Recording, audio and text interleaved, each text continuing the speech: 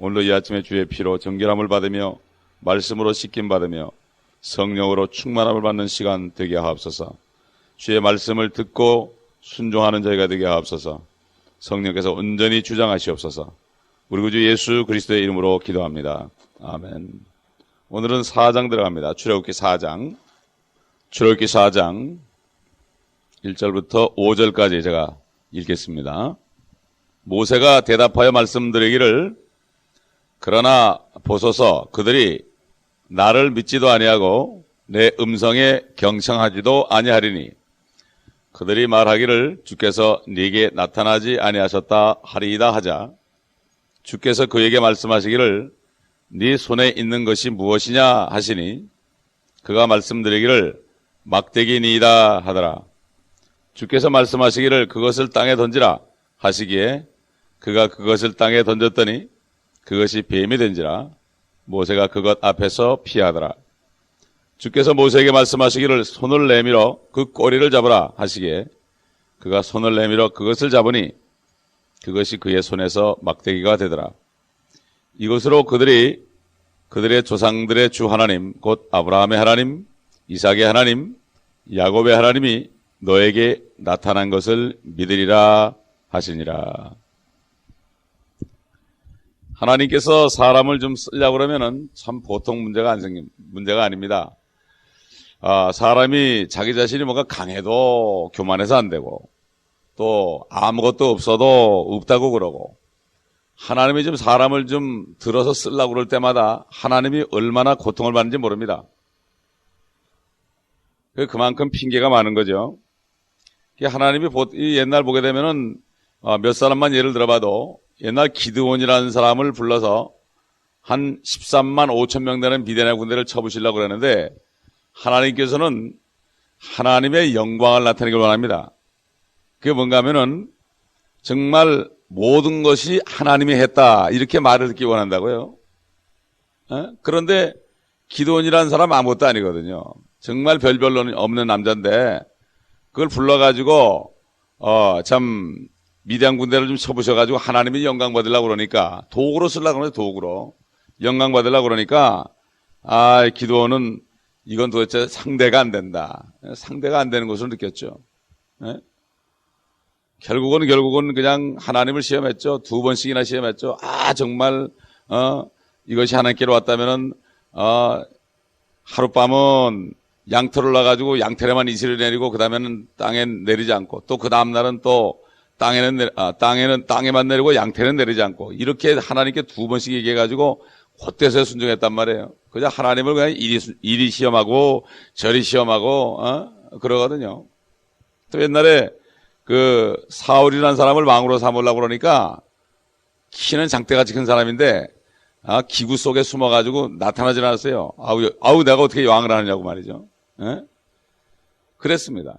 그러던 그 사람이 나중에 교만해지니까 뭐 얼마나 교만해졌습니까? 그 다음에 요나라는 사람은 좀 니느웨에 있는 백성을 좀 구하려고 좀 자기를 보내려고 그러니까 도망가 버렸죠.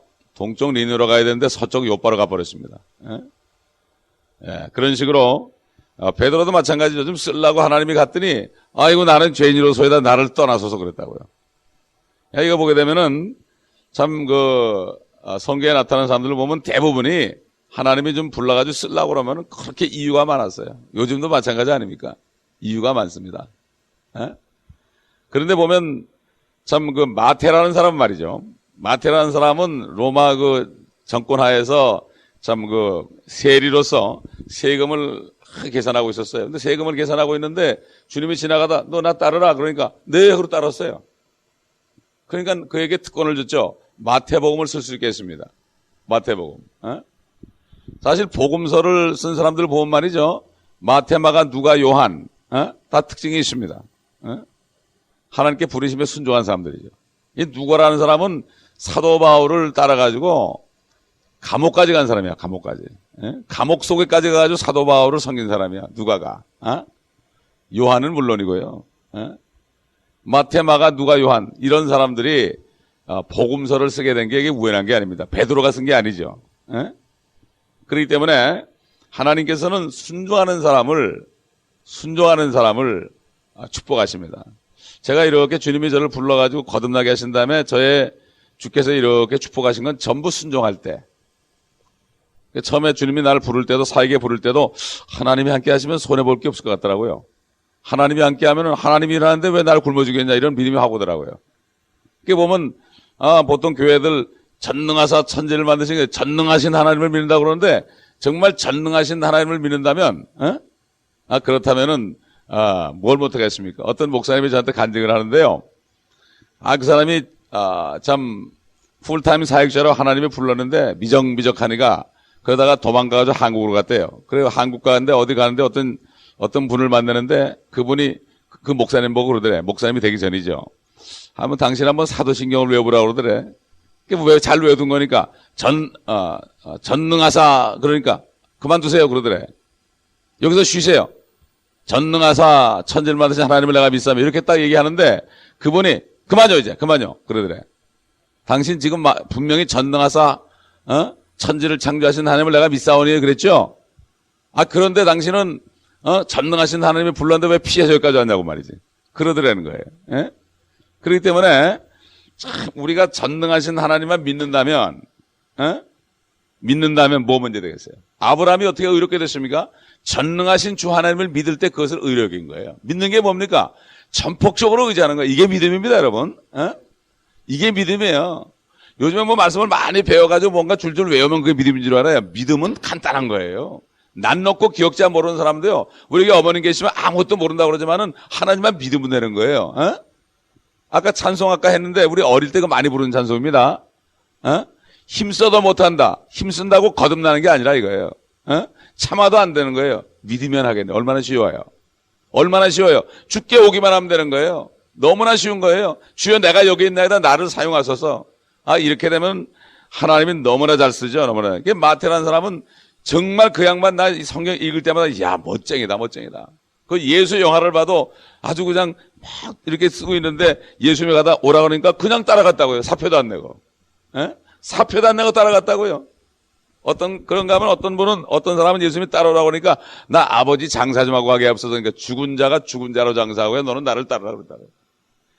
군사로 뽑힌 사람은 세상 일에 얽매이는 게 없죠. 세상에서도 나이가 돼가지고 영장이 나오면 말이죠. 집에서 울고불고 해도 군대 가야 됩니다. 그렇죠?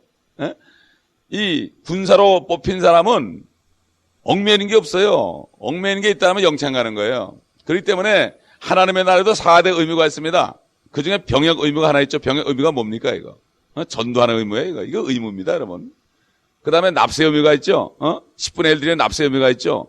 이거 세상에 세금 안 내면 어떻게 돼요? 영창 들어가잖아요. 그 다음에 근로의 의무? 봉사 의무입니다. 하나님께 몸을 들여가지고 봉사하는 거죠. 섬기는 거죠. 이것도 의무입니다. 그 다음에 교육 의무가 있습니다. 성경 공부하는 것도 의무예요, 이거. 해도 되고 안 해도 되는 게 아니에요. 그 사람들이 영적으로 이런 걸 안 하니까 문제가 생기는 거예요, 문제가 생겨가지고 왜 이런 문제가 생기지, 이런 문제가 생기지, 그래. 영적인 감옥에 들어가는 거예요. 딱 묶여가지고 꼼짝을 못 하는 거예요. 그렇기 때문에, 참, 보이는 것은 보이지 않는 것을 우리에게 나타내주기 위해서 하는 것이다. 그래서, 욥기에 보면 참 희한한 말이 있어요. 욥기 11장 12절 보면은 사람이 들나귀 새끼처럼 태어난다고 했어요. 사람이 태어날 때부터 들나귀 새끼처럼 태어난다. 여러분 들나귀가 뭐니까 망하지 않습니까? 들나귀처럼 태어난다. 제멋대로 한다 이거죠. 그런데 허망한 사람이 현명하게 되느니라. 그렇게 허망해도 현명하게 될 수 있다 이런 얘기예요. 사람이기 때문에 하나님의 형상대로 만들어졌기 때문에 허망하게 보일지라도 하나님께 붙잡히면은 현명하게 된다 그랬습니다. 그래서 지금 하나님께서 지금 모세가 핑계를 내잖아요. 그러나 보소서 그들이 나를 믿지도 않냐고 내 음성에 경청하지도 아니하리니 그들이 말하기를 주께서 네게 나타나지 아니하셨다 하리이다. 이게 첫 번째 참 이유고 두 번째는 10절에 나오죠. 나는 말 못한다 그랬죠. 하나님이 내가 입을 만들었는데 말이지 왜 걱정하냐고 그랬죠. 말 못한다. 사실 보면은 많은 간증이 있어요. 말을 못하고 잘 그런 사람들이 하나님께 붙으니까 말을 너무 잘하더라고 나중에. 말을 너무 잘하더라고.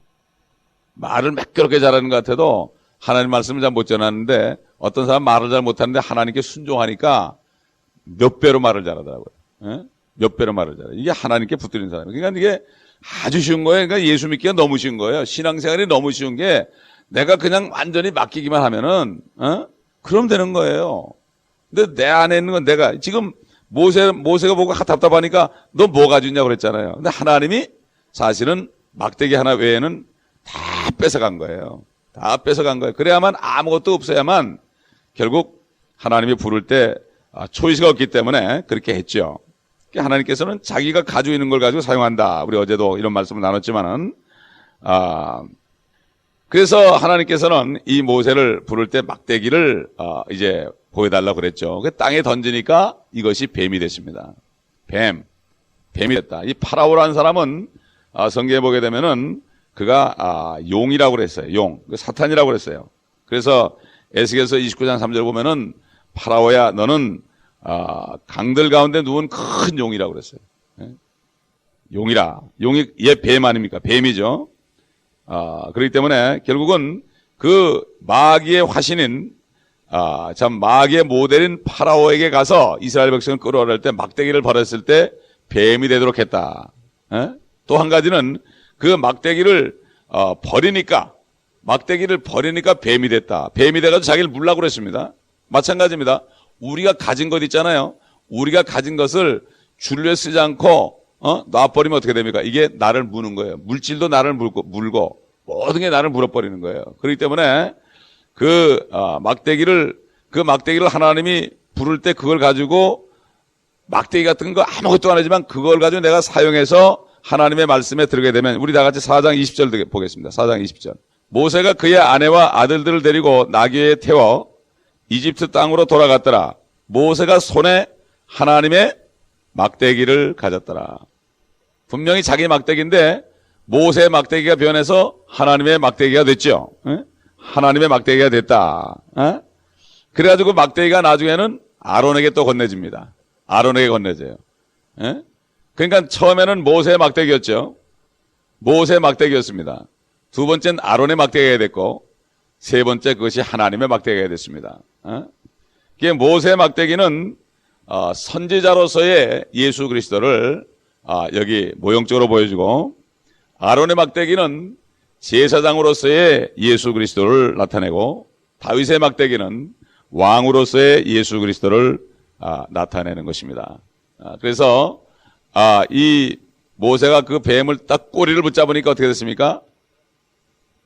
그것이 다시 막대기가 됐죠. 이건 뭡니까? 우리가 사탄이가 있을 때 우리가 그걸 대적하면은 도망간다. 이 뱀이 도망가다 보니까 꼬리를 붙잡은 거죠. 앞으로 전진했으면 머리를 붙잡아야 되는데 마귀를 대적하면은 마귀가 피할 것이다 하는 그 야고보서 4장 7절에 마귀를 대적하라. 그리하면 그가 너희를 피하리라. 이런 말씀이 여기서 또 그 영적으로 우리가 배울 수가 있는 것입니다. 그렇기 때문에 참 우리가 가지고 있는 가장 적은 것을 가지고 하나님이 사용하신다. 하나님께 드리면 그것이 하나님의 것이 된다. 육신도 하나님께 드리게 되면은 하나님의 몸이 돼가지고 그리스도의 몸이 돼가지고 영광을 나타낸다. 이런 얘기입니다. 그렇기 때문에 참 하나님께서는 우리가 없는 것을 받지 않죠. 베드로는 고기를 낚는 그물을 가지고 사람을 낚는 것으로 사용했죠. 다윗은 자기 아버지 이새의 양을 쳤었는데 결국 하나님께 그가 몸을 들이니까 하나님의 백성들을 치는 목동이 됐다 이런 얘기죠. 그러므로 이 세상에서 썩을 것을 위해 사용하면 그 막대기 가지고 썩을 것을 위해 사용하면 막대기로밖에 없죠. 그러나 하나님을 위해서 사용할 때 그가 막대기를 내밀 때 홍해가 쫙 갈라지고 또 내밀 때 홍해가 합쳐지게 되고 반석을 치니까 거기에서 물이 나오는데 어느 정도 나오는가 하면은 사람들과 짐승들이 다 먹고도 남았어요. 여러분 사람이 수가 수백만이고 짐승은 몇 마리 되겠습니까? 그거 다 먹고도 남을 정도면 강물같이 된 거예요 이게. 조그만 바위를 쳤는데 거기서 그런 물이 나온 거예요. 예. 하나님은 창조의 하나님 아닙니까? 저 위에 깊음에 샘물이 얼마나 큽니까? 하늘에 있는 물은 지금 얼어있죠. 유리바다같이 얼어가지고 그것 때문에 지금 하나님의 보좌가 안 보이는 거예요. 아무리 허블 망원경을 봐도 그것 때문에 안 보이는 거예요. 깊음은 얼어있어요. 유리처럼 얼어있죠. 이제 나중에 그게 다 거치게 됩니다. 거치면은 지구에 있는 사람들이 하나님을 직접 보게 되고 거기에서 심판을 받고 불못으로 떨어지게 되어 있습니다. 그렇기 때문에 하늘에 있는 물은 이 지구에 있는 5대양을 다 합해도 5대양의 물은 웅덩이밖에 안 돼요. 하늘에 있는 물은 엄청나게 많은 물이에요. 일부가 그때 노아 시대에 다 떨어진 거예요, 이게. 그래가지고 그냥 지구가 완전히 물바다가 된 거죠. 그러므로 우리는 우리가 가지고 있는 것이 무엇인가? 주님이 우리를 부르시는데 우리를 사용하기를 원하시는데 나는 어떻게 대답했는가? 이것을 우리가 생각하면서 가장 축복은 하나님께 온전히 사용되는 것입니다. 이거밖에 없어요. 그렇기 때문에 그저 우리는 가만히 있으면 돼요. 가만히 있으면 돼요. 이런 모세 보면 뭐라 그랬죠? 홍해가 가로막혔는데 뒤에서는 애굽의 군대가 파라오 군대가 따라오고 앞에는 홍해가 가로막혔을 때 하나님께 기도했죠. 그게 뭐라 그랬습니까? 너는 가만히 있으라. 그리고 내가 하나님을 알라. 하나님임을 알라. 이게 하나님은 목적이 뭔가 우리를 사용하는 목적이 우리를 사용하면서 영광받기 원하는 거죠. 우리는 가만히 있을 때 하나님이 하라는 대로 하면 돼요. 하라는 대로. 여기도 보게 되면은